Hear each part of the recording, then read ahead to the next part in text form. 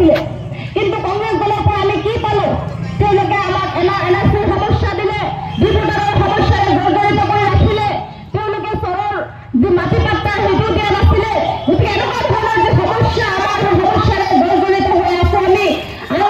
গোৱালপাৰাত দেখিছে ইমান ডাঙৰ ডিটেনশ্যন কেম্প এইবোৰ কাৰ অৱদান কংগ্ৰেছৰ অৱদান সেই কথাবোৰ আমি উপলব্ধি কৰিব লাগিব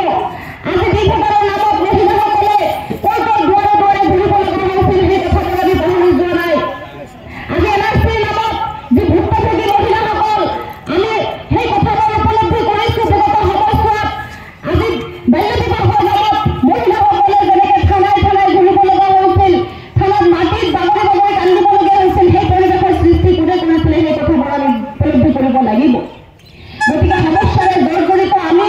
আমাৰ সমস্যা কেনেদৰে সমাধান হয় বা আমাৰ নেতাসকলে বলিষ্ঠ কণ্ঠৰে কিদৰে মাত মাতিব পাৰে সেই সুবিধা আপোনালোকে কৰি দিব লাগিব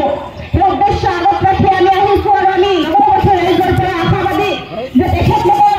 যি